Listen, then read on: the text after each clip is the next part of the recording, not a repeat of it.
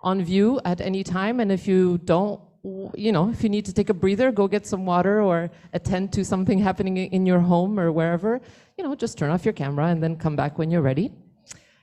So, I see we have opened up the webinar. So let me just say a few words of welcome. Alrighty, on this rainy day, everything is a little bit slower and a little bit more fidgety and finicky in terms of networks when it rains, but let's hope that everything cooperates here today. So good morning and welcome to Interrogating Mental Health, Hypervisibility, Education, Social Media, and the Future of Accessibility. It has been our great pleasure to work with Concordia Public Scholar and PhD candidate in Communication Studies, Fanny Gravel-Patry, who's here in the space with us today, to bring together today's panel of experts who will all introduce themselves very shortly. I'll just say that we are coming to you live from Concordia University's Fourth Space, located on unceded Indigenous land in Jagé, Montreal. At Fourth Space, we facilitate daily activities that allow for knowledge sharing by focusing on what our Concordia community members and their collaborators are working on, specifically in terms of research, various initiatives across the university, and course activities as well. So given the webinar structure of this event, I'll remind you that we still want to hear from you. So if you do want to jump into the conversation, just raise your virtual hand and we'll go ahead and unmute you so that you can speak. Otherwise, if you're more of a texter, of course, the chat and Q&A are activated. And I don't know if anybody's come into this space yet today, so I might leave that comment for later. If you're in this space with us, an audience member, you can participate as well. Of course, you'll have to use the microphone so that the folks on Zoom can hear you.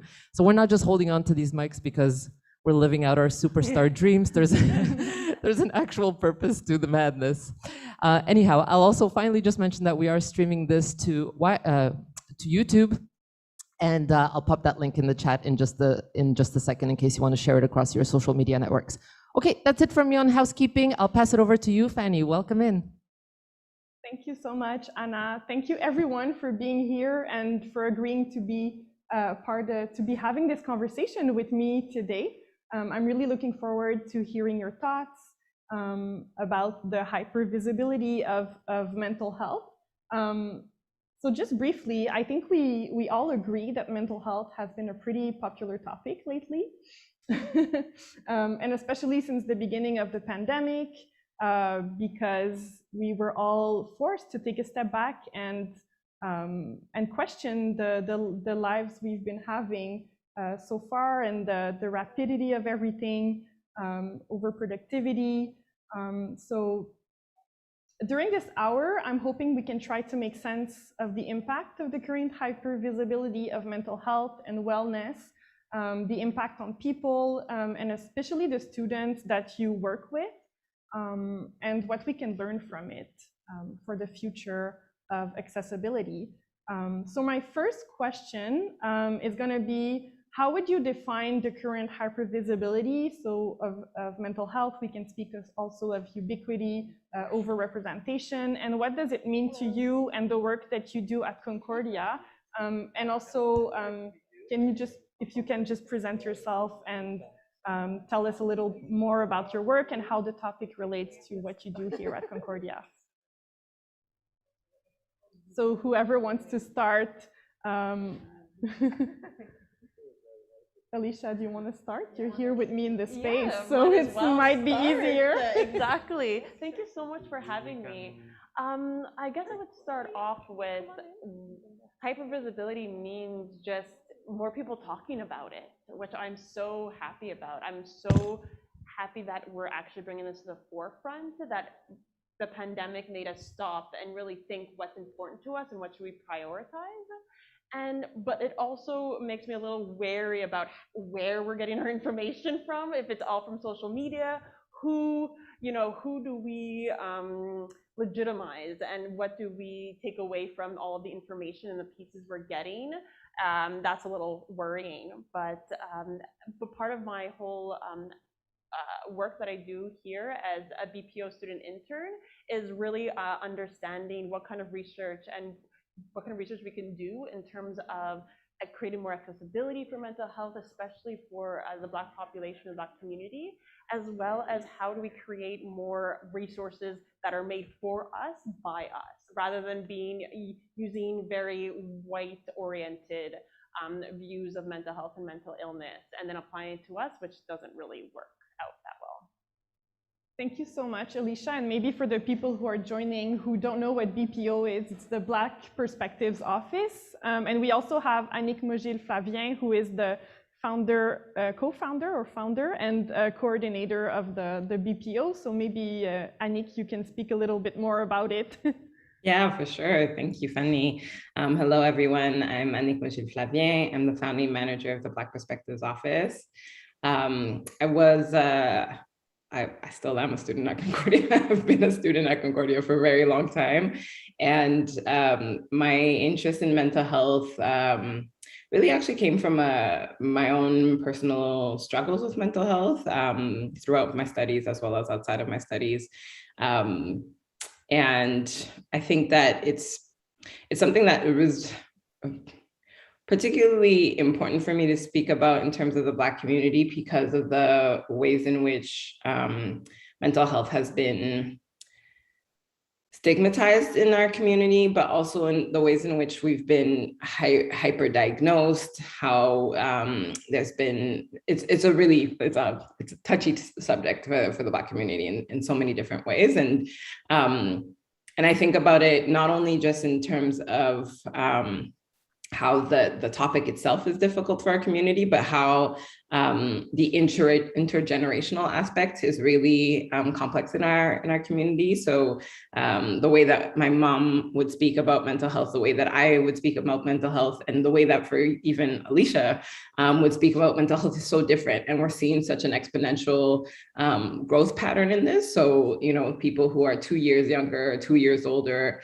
really have very different views of what this means. And to be able to have community conversations around that and think about what kind of movement we want to do in terms of how we address mental health, what resources we really need, and all of that is extremely key in this moment, is particularly because I don't think we all have the same definition of what mental health actually is, right? And so that's one of my interests. I also think that, you know, when it comes to hypervisibility, I think that often in this, you know, moment in the world with technology, social media, and so far, I find that hypervisibility usually means that we're actually hiding a lot more, right? So what we put kind of these curtains up so we can pay attention to the one thing that's like simple to take care of. But then there's so much going on in the background that we're not actually addressing. And so I'm really interested in thinking about, well, how do we, you know, push the curtain aside and look at what really the deeper issues are, what are the fundamental structures that we need to put in place so that we're not just relying on peer support, and we actually really do think about what a social change would look like if we actually considered mental health in every aspect of what we do, right? In work, in school, in our family lives, and so on. And I think it's going to really take a full pivot to be able to do that. And so yeah, I'm really interested in this conversation and continued conversations around that. Thank you so much. Thank you so much, Annick. That was super relevant, and I think we're going to be tackling a lot of the issues that you're highlighting here throughout this conversation. So I don't know, Jillian or Jennifer, who wants to jump in on what Annick just shared with us? I can jump in if that's okay, Jillian. Hi everyone, I'm JD, well, Jennifer Drummond, but I go by my initials JD. I'm really happy to be here. I'm the manager of the Sexual Assault Resource Center at Concordia. So I see a lot of students and staff and faculty who are struggling with their mental health after an experience of violence. And you know, the mental health issues may have been pre-existing, but they've definitely been exacerbated by experiencing sexual violence, sexual harassment. And so that's a big part of the work that we do at the center, is helping people heal from those experiences, but also helping them get the right kind of support and counseling and resources to tackle some of the mental health challenges that are going on for them. And to answer, I guess, the first question about, what is this hypervisibility? What do I think about it? What does it mean to me? I find it really encouraging. I think it, to me, it shows that we're getting more comfortable talking about this. People are getting more comfortable disclosing their own struggles and their own experiences. So there's a lot more room for conversations to happen. Conversations like this, for example. I think the bigger picture piece that I feel excited about, or that I think is really important, is how it's exposing the real life impact of those, the kind of like what Anik was saying, the kind of structures, like how our world is set up to not only not support our mental well-being, but to cause mental health issues in the first place. So if we're looking at racism, if we're looking at misogyny, if we're looking at these different forms of oppression and discrimination and marginalization, and I think it really exposes that. It really exposes, like, these experiences of racism, of misogyny, have real world impacts, whether they're experienced walking down the street or trying to find a job or whatever, or whether they're experienced online. I think it's really highlighting kind of the impact and the dangers, and the way people are treated and treat each other, and the serious impact that has. Thank you so much, JD. I think the systemic issues are really important to speak about. And for me, the hypervisibility of mental health right now is also putting a lot of pressure on people and less on institutions, and social institutions especially. And I hope we can speak about that a bit later on. But I think on one side, there's the fact that people are talking about it more and being more open. And then on the other side, there's this pressure to take care of ourselves. But what about the social institutions that are supposed to take care of us as well? So that's a very interesting tension. Jillian. Hi, everyone. Thank you so much for having me. My name is Jillian Ritchie, and I'm the Wellness Coordinator within Counseling and Psychological Services. So our program really tries to engage students, tries to engage partners, tries to engage the university really in talking about wellness a little bit more holistically. So I have the pleasure of working with our team of counselors and psychologists, which is wonderful. But I also work with a team of students who we've trained to be peer wellness ambassadors, and to work on, again, developing the partnerships. So I think for our program, the hypervisibility has been the reason that our program has been created, because before it was very, we have counseling services, we have many services, but not always the capacity to kind of reach out to link our services, to be able to partner, to be able to make sure that we're not replicating things, or that we know where we can send students if they need support, like at SARC or at BPO, or a number of the amazing resources. So I think for our program, the hypervisibility has been a really positive thing. I've come into this also really from personal experience, not necessarily from an academic background of talking about mental health, but I think that's also been a really amazing opportunity, because rather than always speaking about mental health in a clinical setting, we've been able to, just talk about it a lot more with students, and how this is affecting them, and how we can create programming and create opportunities for them to kind of explore mental health and wellness and feel and find that support on campus. Thank you so much, Jillian. I think you're touching on the essence of this roundtable by saying that you're coming from your personal experience and not academic or scholarly work around mental health, because that's also why I decided to bring all of you together today to speak about this topic, because usually within a university setting, we have scholars, we have researchers, which are super important people who do important work. But I also find that it's often disconnected from the reality of what people are actually going through and what's going on when people are seeking help, what's going on behind the scenes of all these big theories and texts, what is actually happening in practice. And I think a big part of the hypervisibility that we're seeing today is also influenced influenced, let's say, by social media, and the fact that especially during the pandemic, it was kind of one of the only ways that we were able to connect with each other, to have mental health conversations and find health information in general. And we have seen how this is double-sided. So on one part, people who had, for example, long COVID were able to identify it by sharing symptoms with other people who had the same experience. And on the other hand, there's the whole anti-vax movement. So that's how like social media kind of like fed both the positive and the negative of these health conversations online. And I was wondering, according to you, what role is social media playing in the phenomenon of mental health hypervisibility, and maybe how it has influenced your work as well? Because I know that a lot of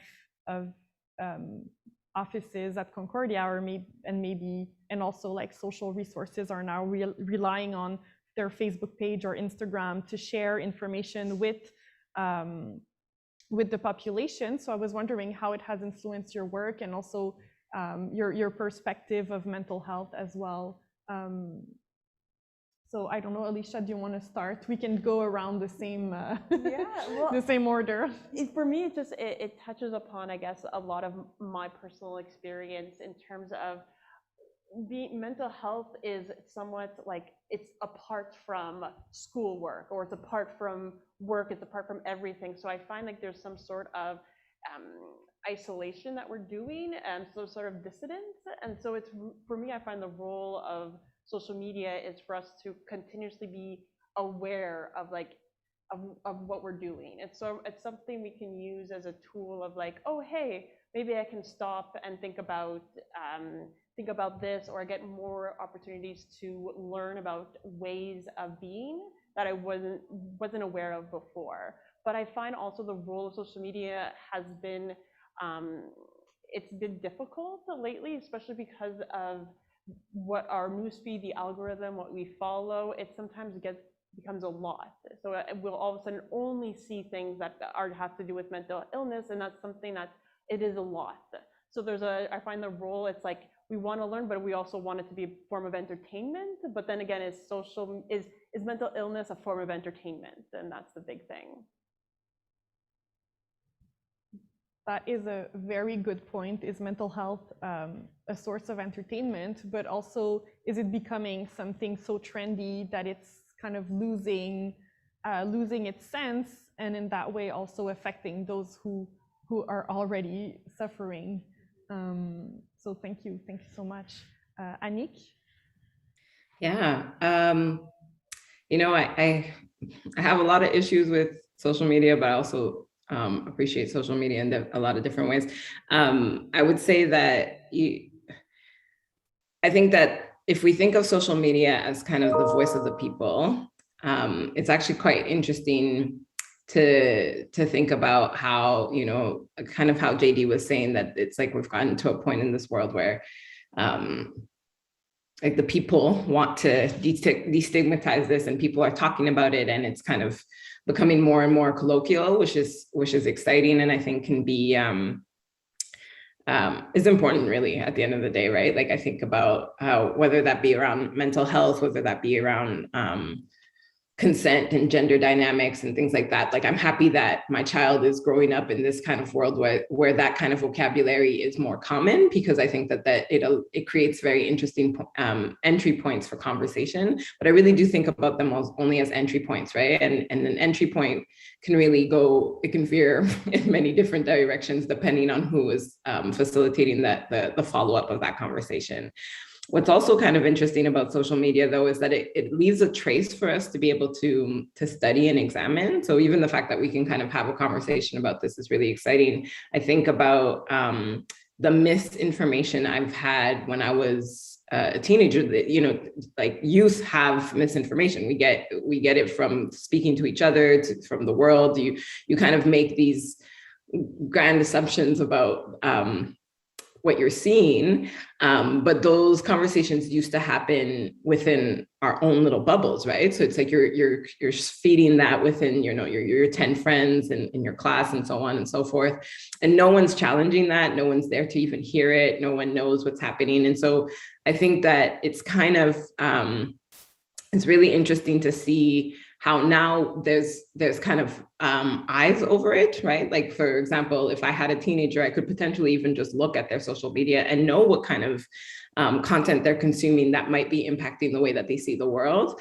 I see a real difference between the way that my mom was able to deal with the type of mental health issues I had when I was a teenager versus the way in which my cousin is able to do so with his own children, because there's just more access points of actually understanding what people are going through, particularly for our youth. I think that it's a very different conversation when it comes to older generations, because we engage with social media very differently. But I think that that's one of the pros of being able to kind of even just know what's being said. I also, for me, I really take it as an opportunity to analyze vocabulary. I've been I like to stay hip, I guess. I like to know what people are saying and why, and how language continuously is changing, and we're reshaping it. And what we say, you know, when somebody says the word anxiety, what are they actually trying to say, right? Because at the end of the day, I'm not so afraid of people using the wrong vocabulary as I am afraid about people not understanding their experiences, right? So how do we really allow people to understand their symptoms, to understand their experiences, and to know that there is resources for that, and the resources, the spectrum is quite large, right? Like, it can be more of you know, the westernized traditional medicine route. It can be, you know, within psychology. It can be spiritual practices, it can be meditation, it could be a number of different things, but just to be able to communicate what we're actually experiencing rather than trying to tag it to a certain word. And so that's what I find interesting about social media right now, is to try to understand what the vocabulary is actually meaning. But yeah, I don't think it actually, I think that, I can't really remember if it was JD or Jillian who had said this. There's this, because it stays within this conversation about the people and on kind of the people's shoulders, that doesn't necessarily translate into actual structural changes within institutions, right? When you know, one of my nephews, there's this, he's going into high school, and there's like all the high schools are saying, we'll take children on the spectrum, no problem. But then when you actually go and call them and have a conversation about it, it's like, well, you know, he'll need adjustments to his curriculum and et cetera, et cetera. They're like, oh, well, we don't do that. I'm like, well, then you're not actually opening your doors to children on the spectrum, right? Like, what does it actually mean to not just say, like, we hear the, you know, we'll check mark all of the words that you're saying right now, like, we'll be accessible, we'll be this, we'll be that, but we have fundamentally no understanding of what that actually means structurally and what we need to shift in order to be able to do that. That's the type of shift that I really want to see. And I think that the over like hypervisibility in social media makes it seem like we're addressing that. And I don't think we're there yet. But that's kind of the pivot that I'd like to see, of when is it that will the people kind of take this vocabulary, take the fact that we're like, yes, we're thinking about it a lot, and really realize, well, actually, you're not changing anything. You haven't actually done very much to shift that, this idea that COVID has allowed us to do so much more. I mean, to a certain extent, but most of, like if we think about, like, I think we're in a privileged position in terms of employment at a university, whether we're students or employees of the university, but most of our population still has to go every day into work, right? And their conditions of their work are like deplorable, right? And this is, and the type of pressures that they're experiencing on a day-to-day is really, really different. And I think that I want to get to a point where we're challenging that, like those structural issues that can't stay on for another 100 years, right? Thank you so much, Anik. I think that's like one of the troubles with that hypervisibility is that as much as it's providing people with a vocabulary, maybe to even just like identify what they're going through. I have research, because I study mental illness communities on Instagram. I have research participants who told me that thanks to Instagram, they were able to express some of the feelings that they've been having, or pinpoint certain experiences that they maybe weren't able to put into words. So that in that sense, the vocabulary is really important, but it's also invisibilizing all the structural issues related to mental health. And that's really dangerous. And also, especially when institutions start to promote wellness, or, oh, you should have a self-care routine. And that kind of like becomes a way for them to say that they speak about mental health, but they're not actually speaking about it. They're just telling you to do the work. So I think those are super important points. So how do we go from there into like actual changes? Just touching upon what you said about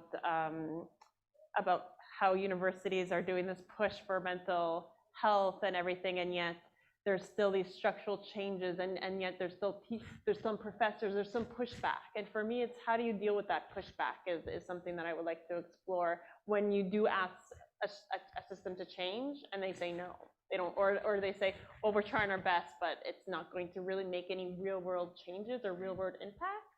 I think that's really fascinating. So thank you, Anik, for bringing that up. Thanks so much. And I think JD and Jillian can maybe speak about that, because I think both of the work you're doing is actually trying to make those structural changes. And I'm pretty sure that you deal on a daily basis, that you deal with those setbacks. So Jillian or JD, whoever wants to speak first. The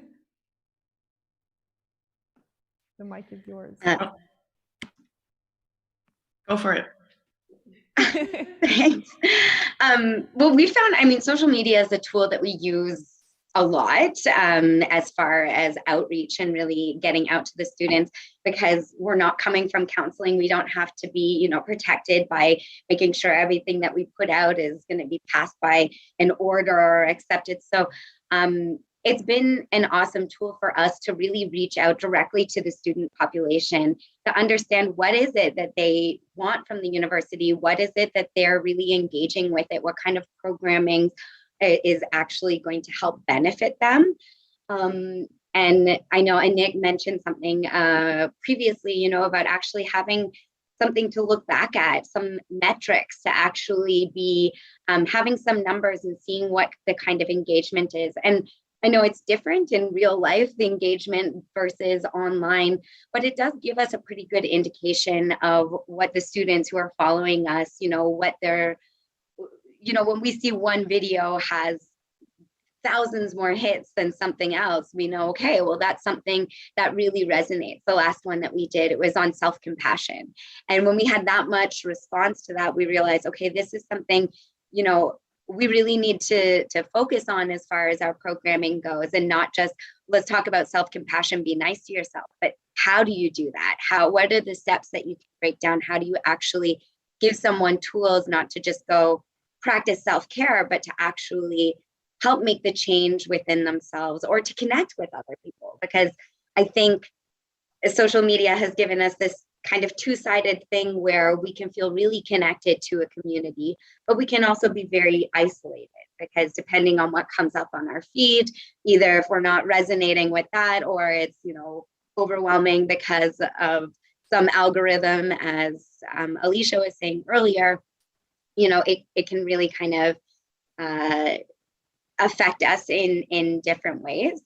But then there's also the side where it gives us an opportunity, or gives students an opportunity to directly connect with us.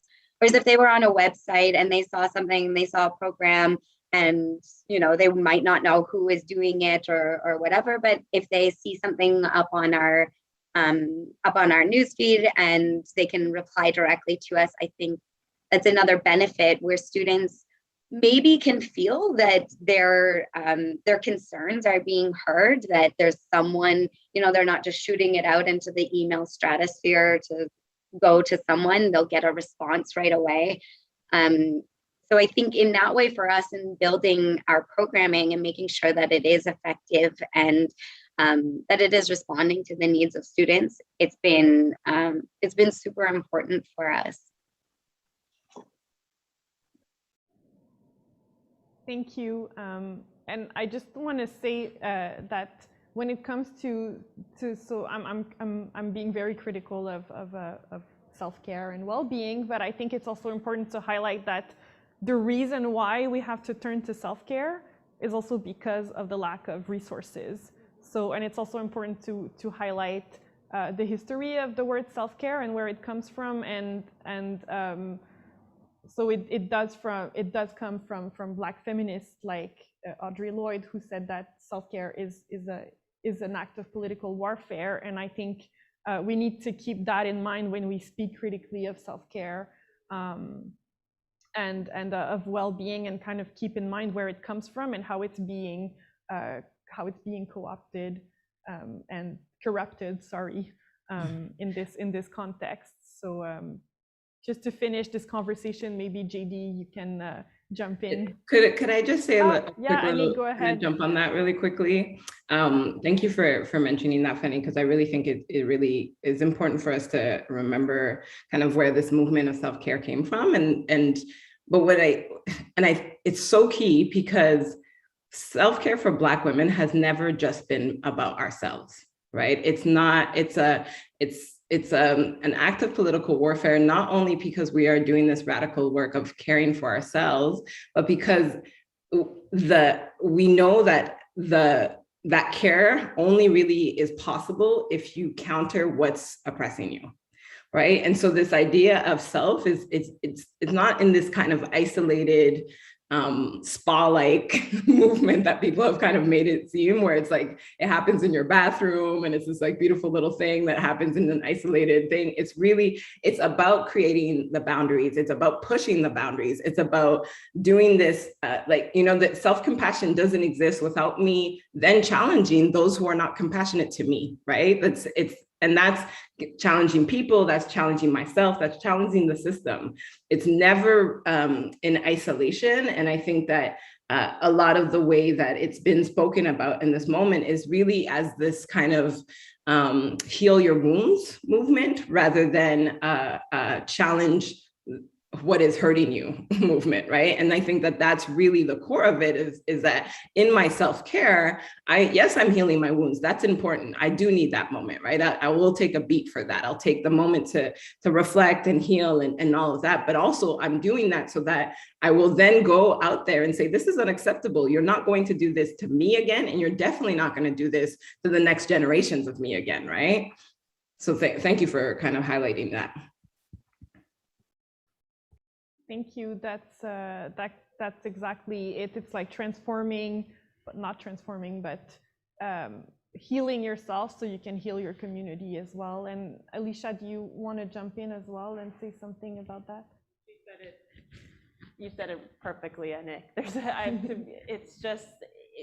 It's crazy to think about how we internalize the hurt that we feel, that it's like, oh, we are doing something wrong, instead of, and then I find that makes us disempowers ourselves, because we should be empowered to challenge that's hurting us. So Anik said it beautifully. I can say it better myself. Thank you. And I think actually that internalization of of shame and hurt, I think, is also very present in survivors of sexual assault as well. So JD, maybe you have something to say about that. Yeah. Yeah, I mean, definitely the survivors that come for support at SARC struggle with a lot of those same things, a lot of the shame, a lot of feeling like, you know, a real hesitancy to ask for support or know, you know, to feel deserving of support in a way, because there's a lot of, well, my experience wasn't as bad as this other person's type of feeling.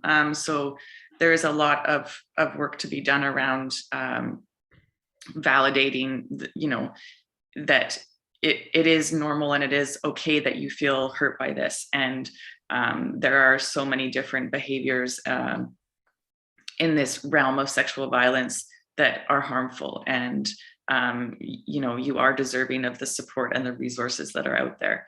And I think going back to what Jillian was saying around like social media as a tool, as a helpful tool, we've definitely found that as well, where it's a helpful tool to promote our services, to make sure that people in the community know that we're there, should they decide that they want that support or want to reach out.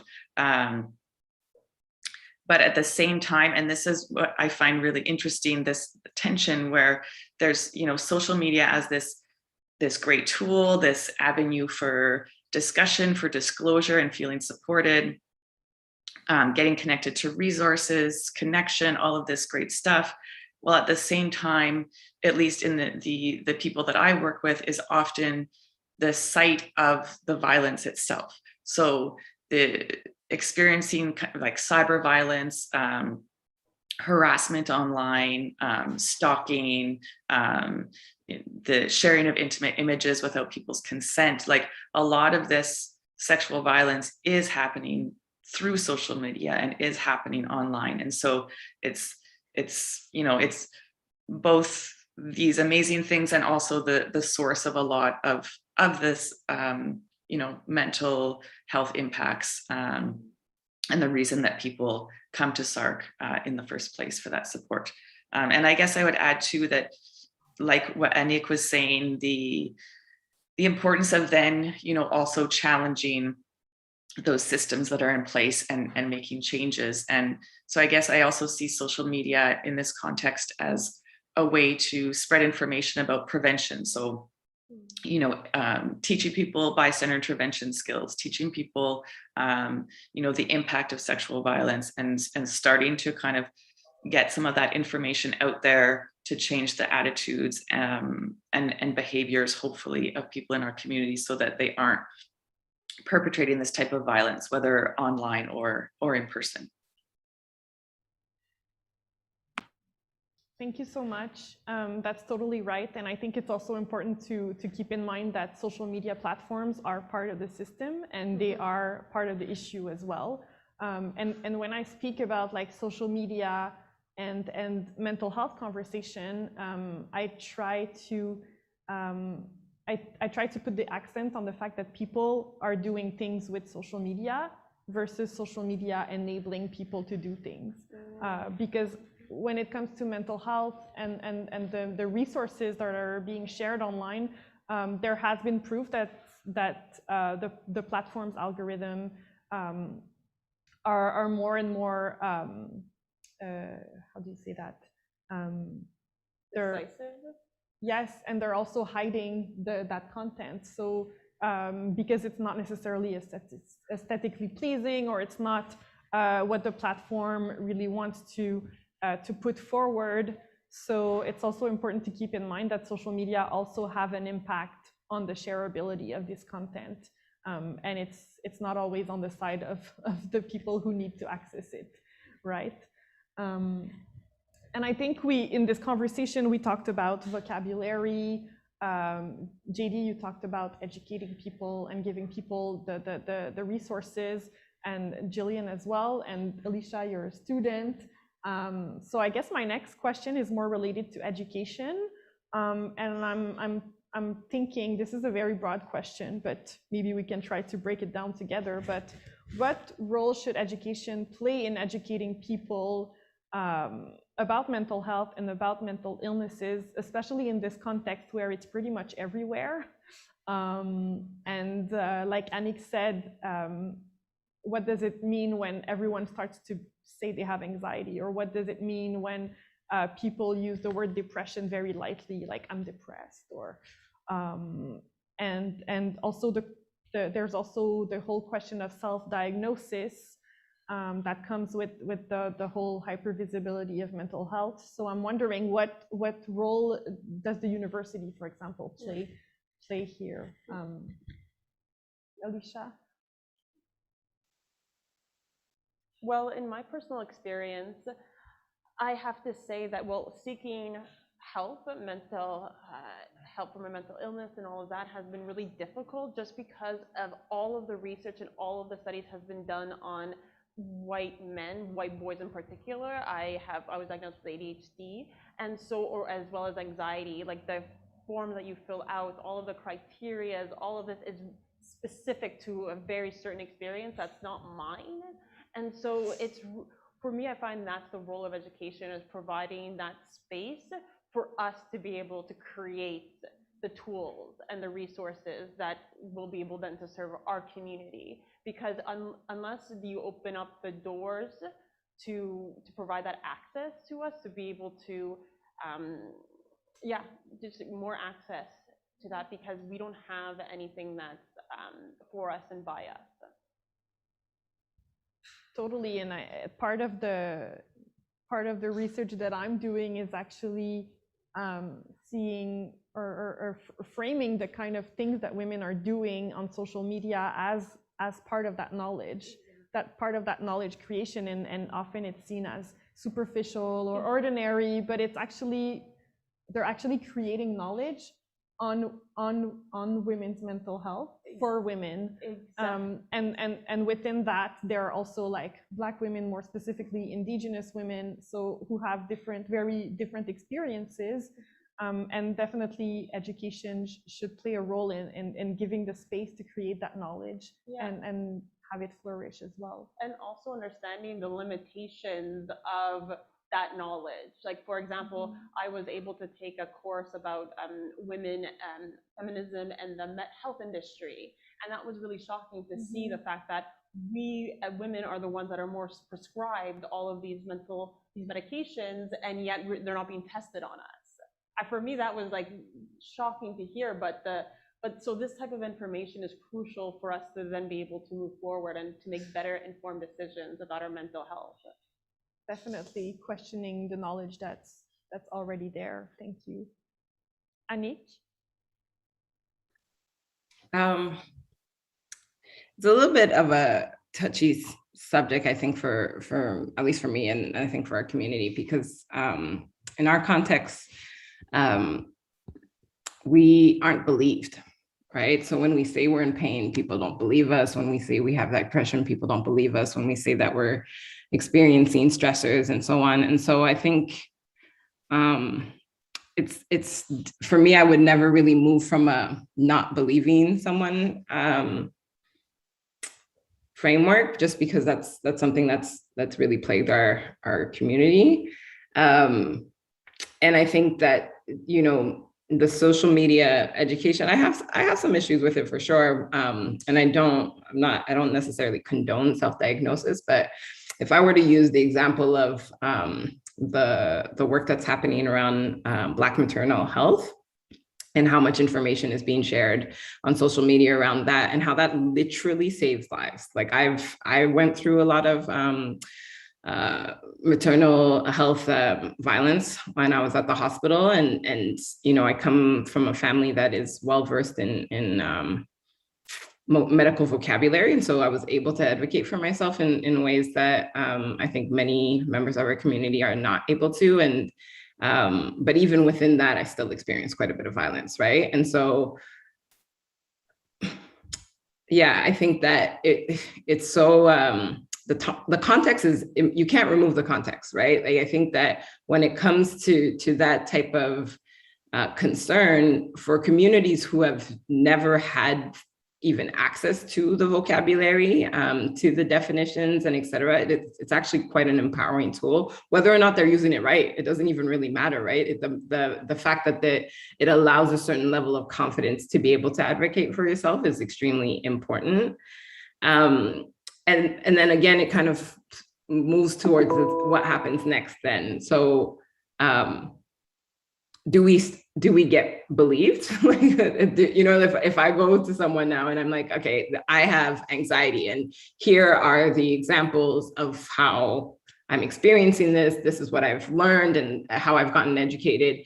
Are we then going to be believed? And the reality is that for most of our students and the members of the Black community, that still isn't enough. Like, it still isn't enough proof. And so I think it kind of you know, echoes kind of what Alicia was saying of, we need things that are for us, by us. And we also need to really do education of those who are doing the work, right? They need to be educated because they don't know how to recognize the symptoms in us.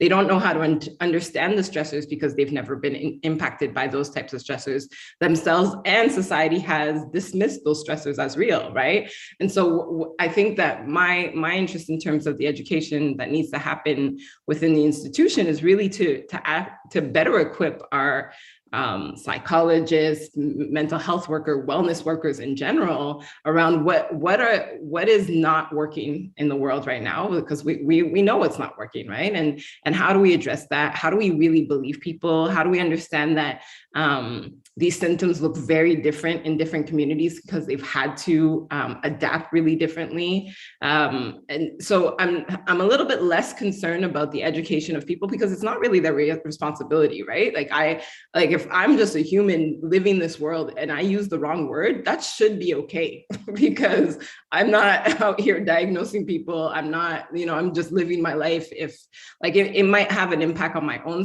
mental health in the sense that I might be analyzing myself. And I think that is an issue that we do need to be concerned about. But I think that ideally that should be a minor issue.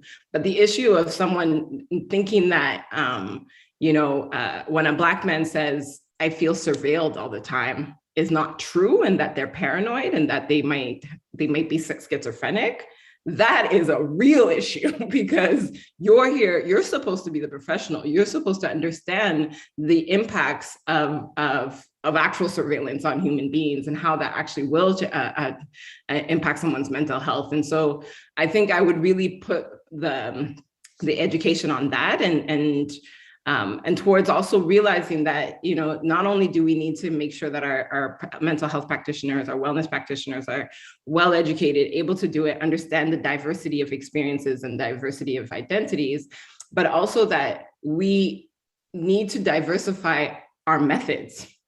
What we do now is not enough. The reality is that we need more types of professions. We need more ways of doing this type of work because we're dealing with extremely diverse communities who have different worldviews, who have had many traditional practices that we've completely eradicated. And those traditional practices were extremely key to being able to address these issues that we're seeing now. So how do we bring that back into, you know, to the forefront of the conversation? And how do we even, you know, make sure that they're well accredited and respected and so on and so forth? I think that that's where my concern is in terms of education. I think the education of the masses is it's not that it's not as important, but I really just don't think it's their responsibility. Thank you. I totally agree with what you're saying. And I think what I was saying in terms of like the repetition of the term anxiety is that it diminishes what it actually is. And I think it can even have an even bigger impact on those people who are already not believed in their daily lives. So what happens when like anxiety is taken so lightly, and then like, for example, a Black man says, well, I'm having an anxiety attack, but then it's seen as something else. We're like perceived as dangerous. So I think that can become problematic. But as you said, Anik, it's not the people's responsibility to have all the knowledge about mental health, but it's actually the people who work with the communities and with people who experience mental health issues, and there's still a lot. It still needs to be. We still need to diversify the way mental health is approached, and like I said in the description of the roundtable, it's also about having a multimodal response to mental health, which takes into consideration the different ways that people are affected by mental health as well. I don't know if Alicia, you wanted to maybe jump in. Okay, JD.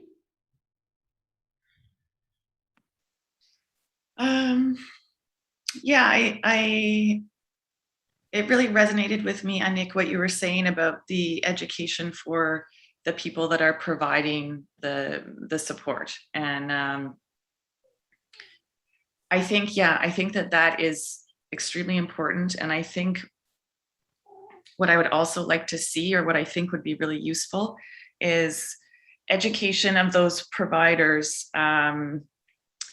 about all of the other ways that mental health can be supported and addressed. So, and again, this goes back to kind of shifting how the system works or the structure, but having a response to mental illness that considers all of the different parts of the person and in their environment and in their context, and is ready to respond to their diverse experiences of life, and is flexible in that way, and isn't this rigid, you see a psychologist for this, or you see a psychiatrist for this, or there's this other option over here, but one that is, I guess, more fluid, more flexible, includes, professionals or practitioners who are working in art therapy, in movement, in exercise, in nutrition, in sleep. Like, how are all of these things working together to either support or kind of chip away at your mental health? Like, what are the different pieces that need to be supported and plugged in, and having a more holistic approach to that, I guess, and a more holistic perception in the first place of people in the world with their mental illness or with their experiences, and that it doesn't necessarily, like, help and support doesn't necessarily look like just this one avenue or just this one avenue. Those are my thoughts. Thank you so much. Anik, did you want to add something? Yeah, I just wanted to add to what you were saying, JD. Thank you for that. And I also, I think also our understanding of who offers mental health support also, I would add to that, like, if we think about our institution, right, like it's not just counseling and psychology that does that work, right? And we're seeing this with who's on this panel right now, but also with, when we think about who are our frontline workers at the university, right? Our office assistants, our student advisors, and so on and so forth. I think that the way that we write our job descriptions don't say, like, there isn't a line that says, be of support to the mental wellness of students, but it really is. There's so much of our work that is in that. And I don't think we're necessarily hired for that. We're not necessarily trained for that. And it's not kind of put, and I think that this is this element of institutional shifting of, if we know that that's what the work is, then how do we actually equip our team to be able to do that, and be recognize that as an actual big chunk of what they do, right? If there's 40 hours to do in a week, well, then how much of that, it takes a lot of time. It really takes a big part of what we do, whether it's our security guards or et cetera, and just realizing that that is something that needs to be fostered and nurtured as well, and not just think that, oh, well, we have our wellness practitioners here and then everyone else is just kind of, navigating the world. We're responsible for our students. And I think that expands outside of the university towards kind of, whether that's the police, whether that's STM workers or et cetera, like there's a wellness components to all of those positions. And I don't think we talk about that enough. Yeah, I think when we speak about education and mental health, the elephant in the room is actually training and and making sure that the people who actually do this work, because a lot of people who do mental health work or mental health care are not considered as doing that, and also recognizing that work and training people to do it and also count it as work itself. That's super important. Jillian, you're the wellness coordinator, so you're what are your thoughts on that? Well, I mean, the idea of mental health and wellness has become so ingrained in our daily lives. It's not so much separate. I think, the way that we're having conversations about it, how it's ingrained in our social media, someone was bringing up, what is social media? Is it a place to get information? Is it a place to connect? It's kind of the lines are very blurred now. So I think, and Nick, you brought up a really interesting and such a valid point that, it needs to begin with the education of the institution, not just Concordia, all institutions. We really need to be able to have these conversations on multiple different levels, and not just have conversations because it's checking a box that we had that conversation, but like actually creating spaces for these conversations to happen and for different conversations to happen from different groups of people, and being able to bring in different levels of administration and the students into those conversations. So I think this idea of really, not expanding, but kind of diving into and accepting that mental health and wellness is part of our everyday, everything that we do. We can't separate it and like deal with the anxiety when we go home, or deal with, we have to deal with it all the time. And I think at Concordia, we do have an environment where we're lucky that we have these offices of wellness, of the Black Perspectives Office, of SARC, of, and so many other wonderful offices that we work with that, in our own small way. I think we're trying to create these spaces and trying to connect with each other and trying to implement some of these changes. But I think just this whole understanding that it's ingrained in what we do every day, it will be for a long time. And the more that we accept that, and the more we really embrace that just as part of our experience of being humans, then it's going to help us accept that change into the system that we're trying to change, and trying to bring more people into the conversation, and but also to listen to other people and their experiences, to not just accept that our experience is the resolute end all be all, to also understand how can we approach things differently, how can we bring in different partners, and how can we learn. It's, we're in an institution, academic institution, where that is the main thing, to learn, to push boundaries, to discover new things. So sitting here and listening to my fellow panelists, I feel so motivated that we get to work with such wonderful people who are speaking the truth and, not afraid to shy away from it. So I also want to thank everybody for all of the awesome perspectives that you're bringing here today. Thank you so much. I love this conversation, and my last question, I mean, you've kind of been answering my last question, which is, in one or two sentences, what should we focus on in order to really improve mental health care in the future? And I think we all agree that educating, teaching, learning, training is a big part of it. But maybe a last word about one last thing about this whole conversation. One thing you would like to add before we open up the floor for questions. Alicia, do you want to say something before we end?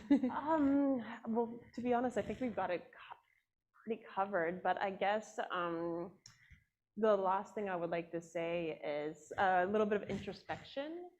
would be good is to really look at who are your networks of care, who do you lean on for that support, and also figuring out what kind of support do you need as an individual. I think is really important as we move further into talking about mental health. It's really good to know about your own position and how you feel about it.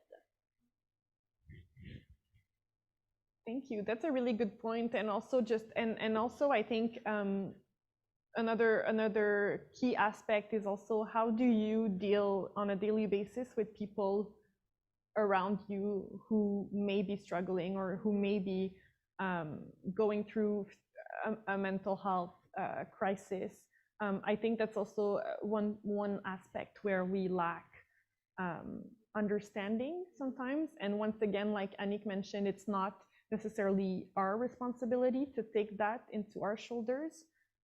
But at the same time, I feel like there's still a lack of understanding of what mental health is and what mental illnesses are. And yeah, I feel like a better understanding of that really helps in our daily lives. Like Jillian, you said, mental health is everywhere. It's in our daily lives. So how do you deal with it in your daily life? Can I also just include, I think we're so quick to try to solve problems, you know, I think it comes genuinely from a good place that we want to console our friends. We want to make sure people are feeling better if they're going through a hard time. And sometimes we forget that listening can also be an incredibly helpful and supportive tool, and learning how to actively listen and to validate people what they're going through. And, you know, and this comes more, you know, in a personal level, a friend or a family member, somebody that you're talking to, you know, maybe not always try to solve the problem, but sometimes, you know, we all have to process our emotions. We have to go through them. There's no, you know, you can't just like get rid of it. You have to understand emotions are valid tools, and they're important tools to help us, you know, understand what do we need in our bodies or, you know, in our lives. So I think also just remembering sometimes listening and validating can also really be helpful in people not being afraid to talk about their mental health or their state, because if they think, oh, well, somebody's just going to dismiss me or they're going to not validate what I have to say, then people are going to be less open. So that's something I think we can all, you know, listen a little bit better to each other. Totally, and I think that's something we're all working towards in our lives is being better listeners. Annick or Jennifer? Yeah. I would kind of piggyback on what Alicia was saying in terms of introspection, but I would speak about it a little bit more on, I guess, a bit of a structural and institutional level of, you know, in our positions, whatever that position may be, and it doesn't even need to be as an employee, it can be as a student, it can be as, you know, just as a person in general, kind of thinking about the care we provide and is it well resourced and compensated? And I don't necessarily mean compensated in terms of dollars, but in terms of, you know, if I think about how much in my position, how much of my time is spent, you know, offering wellness support to my own staff members, to students, to mentoring and et cetera, like, is that well resourced? Like, am I trained to be able to do that? Is there the right amount of hours allocated for me to be able to do that, to unpack that? Because we know that also is a lot of labor to unpack it afterwards. Is it compensated in the sense of, am I recognized for that work, right? Is that understood as part of the work that I do? And I mean that, you know, in my position and in anyone's position in the university, but also for students, right? I think that we don't talk enough about the emotional labor that students take on, and particularly students from marginalized experiences, right? So I deal a lot with Black students, and you know, when they have to deal with racial content in classrooms, you're asking the student to do more than other students. That's just the reality, right? And so I think I like to reflect on that, because I think it gives me a starting point of what I want to see change, because I think we often talk about change in these really big ways that seem really hard to tackle, but like, what are the small ways in which things can change and would make us feel more able to do what we do, right? Like, it's, if you need to be recognized in your intimate relationship for the care that you give in order for you to be able to give more care or to receive more care, well, that's important, right? And so how do we give ourselves time to even reflect on that? Great points. Thank you very much. And I think this is a good point for every instructor or teacher or professor who may be watching, is like the emotional labor that we're sometimes asking from students without realizing, or and that's something we should question as well. Thank you. JD? Yeah, I think to expand or to talk more about that, about the introspection, I think that's an important piece moving forward. And I also think looking at the roots of where a lot of these mental illness or negative impacts on mental wellness, where they're coming from. So introspection, yes, about, what do I need? What do I need to feel supported? But also, what can I do, and how can I be involved in starting to challenge some of those underlying causes or factors that are impacting people in this way? Like, what can I do to help take care of people and help things get better? What can I do to prevent sexual violence, for example? And so I think that's an important part that needs to kind of be continuously worked on. And then I think that also ties into this kind of emotional labor, activism, unpaid work, unacknowledged and unappreciated work that so many people are doing to try to like chip away at these systems, or get people to think about them differently or look at them differently, or to really realize the impact that the way things are set up are having on people. So I think that that's kind of an ongoing, really important project, and valuing the people that are doing that work, and looking to ourselves and asking, is there a way that I can be doing more of that, and helping with that work. Thank you so much for all your contributions to this conversation. I feel we could have another hour about how to dismantle the systemic problems and structural issues that we've been talking about today. It's such a big project that it's hard to even come up with solutions. But I think just recognizing the issues and talking about them is already a step forward. And I want to open the floor to questions for in the audience.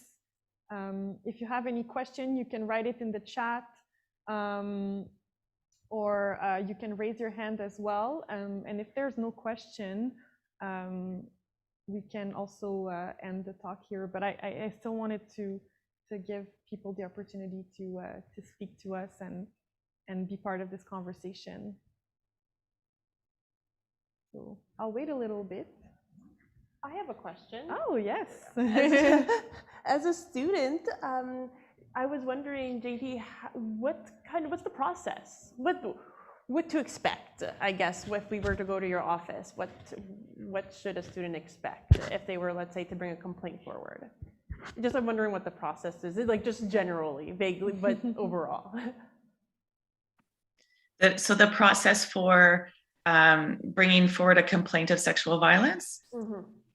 So I work really closely with the Office of Rights and Responsibilities, and as well as the security department. So it depends on the situation, but the Office of Rights and Responsibilities kind of where a complaint process takes place. And then, you know, there's informal resolution options, there's more formal complaint options. But my office, one way that I explain, you know, what SARC does in regards to complaints is my office is a disclosure office. And so I'm there to, and my team is there to receive disclosures, to help people figure out what their options are, and help guide them to those options or through those processes. And so in the case of where someone wants to make a complaint within the university, or if they want to make a police report, we're there to help guide them through those different processes and support them through that. Yeah, and help explain things. If there's any documents that need to be collected or written up, if there's emotional support that's needed. I play a big role in coordinating the different pieces. So if someone has safety concerns, I'd coordinate some security services around that. And then if they're also making a complaint, I would help coordinate with the Office of Rights and Responsibilities with, you know, making sure this person has an advocate if it's needed, academic accommodations. So all those different pieces, I try to kind of have a coordinated approach to that by calling a SART meeting, so a sexual assault response team meeting, for those cases with a lot of different moving parts. So the person doesn't have to kind of go around to all these different doors and retell their story, which can be really re-traumatizing and just overwhelming because there's all these different pieces that are needed. That was a bit of a long explanation, but it was perfect because, to be honest, it is intimidating to even think about bringing something forward, and so just knowing that there's that network is so important. And I find a lot of times students, the information sometimes just doesn't get through. So or we think that it's something else than what the office does. We think, oh, okay, that's official, so we can't really go there because, you know, it's really nice to be able to hear kind of what exactly can happen for you and what are the tools that they have. Because yeah, the complaints process, being victimized is very tough, and so it's good to know that we have that kind of support. And I know the BPO as well provides some advocacy support as well for things like that. So I'm guessing, Anik, it's similar? Yeah, thank you for that question, Alicia. I think it's so important for us to kind of talk about what we do, right? Because or else the names of our offices can seem really intimidating for a lot of people. And yeah, so yeah, the Black Perspectives Office does similar work in terms of experiences around anti-Black violence, and that's, you know, the whole spectrum of that, right? Like it's not just a one thing. And I think that another element that we do is that we're really cognizant of the impacts of systemic racism. So it doesn't have to be necessarily a specific incident that students may need to unpack, may need support towards. We understand that the kind of accumulative experience of being Black in institution also has an impact. And so we do programming around creating like spaces for students to speak with one another. We have our peer support system. Alicia is one of our peer supporters. And so we're trying to think about a system, creating programming and kind of services that are holistic and that create many avenues of conversation and dialogue and disclosure. And if there is a need to file a complaint, we can definitely do that as well and support. And it is similar to how SARC does that in collaboration with the Office of Rights and Responsibility. And I'd also like to add that JD and I and the Equity Office and Indigenous Directions, we also all work together, right? There isn't like a wrong door to knock at. So we have a system that, you know, Jillian was talking about that, how we're really lucky at Concordia that we have these different units. But not only that, we're different units that are in conversation with one another, and we try as much as possible to have an intersectional approach. So if there is a moment where, both JD's office and my office need to collaborate for something, we would definitely do that. And it's not on the shoulders of the student to have to knock at both of our doors to make that happen. So, yeah. That's so good to know, and it's actually one of the reasons why I brought everyone together, is that I think like you don't work in your own little corner, you all work together, and I think also part of the burden of mental health on students is also not knowing where to go, what doors to knock on, and the university is this big ivory tower that's also very intimidating. So it's so nice to have you speak about what you do and put a face to these offices as well, and so that students know where to go when they need help, and also knowing that whatever door you knock on, they're going to point you to the right person and to the right resources. And Jillian, maybe you can speak a little bit more about what you do, because when we think about counseling and psychological services, we automatically think therapy. And I know some people are very reticent or scared to go to a therapist. So maybe you can speak a little bit more about what you do and the other resources that are there for students. I'd be happy to. So we are connected with Counseling and Psychological Services, which is part of Campus Wellness. So we work 3 units. There's health services, there's the Access Center for Students with Disabilities, and there's Counseling and Psychological Services. That the 3 of us are kind of work as one unit together, again, to try to kind of harmonize cases, make sure that, we're not sending students to multiple different offices, as particularly if they're coming in under, in a crisis circumstance or under psychological stress. However, because of COVID, our counselors are sort of limited because of their OPQ regulations and what students can be seen if students are still out of the country.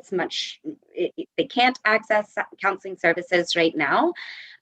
So the wellness program is really sort of there to help complement the services. It's in no way to replace, because, the counselors have a very valuable role, but we also know, wellness, like I was saying before, it extends to every single person. We all have mental health. We all have wellness. We, all need to access and understand this and get support.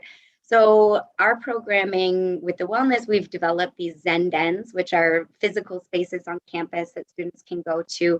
We have one in each faculty, and it's really more of a place where students can disconnect from the daily demands of being a student, find that quiet space to, have a little rest. We have also a team of Pure Wellness ambassadors who are trained in active listening and sharing resources, and sometimes being that point person just to talk to somebody who knows all of these resources at Concordia, or, we try to bring in our different partners to actually meet the ambassadors. So JD did a great training for us, for example, so that if a student was to come to an ambassador and disclose that they had been a victim of sexual violence, then they would know the team. Now, not just, oh, well, I know there's this office that does this. They can say, well, no, I know JD, I know Lindsay, I know Mark. Let's go take you over physically to these places. So I think having having students offering that peer-to-peer support sometimes can kind of, hopefully what we wanted to do is reduce a barrier to accessing services and to finding the right places, and so that students don't have to run around to different places. They know, okay, there's a Zen den at Loyola, I'm going to go drop by there. Now, of course, we're still waiting for the green light to reopen the spaces. So everything is happening online, which takes us back to this social media conversation of how important it's been where we haven't had a physical avenue to access the students to have this online opportunity. So some of the things that we offer are dance classes or intergenerational conversation. You can have a chat with grandma. You could take part in a running club. We have study with me hours, so students can just find a space online to study with each other. If they find they need a little bit of peer support, they can go into a breakout room, speak to an ambassador who's trained. They're not counselors, they're not psychologists, they're not going to give advice or anything, but again, they will offer that space to listen, and they'll help validate and then help connect the students to a resource, a person, or an activity, so that they don't feel so alone in trying to navigate this giant institution. Just another question about points of access. I was just wondering, is it possible, since we're talking about social media, is it possible for us to reach out on Instagram directly to, let's say, the wellness, if you have an Instagram that we're able to like say, hey, when can I set up an appointment? Is it able through there, or is it only through email, let's say? Are we able to contact your office? We use the @CU student experience handle, so I'll put this in the chat as well that people can share.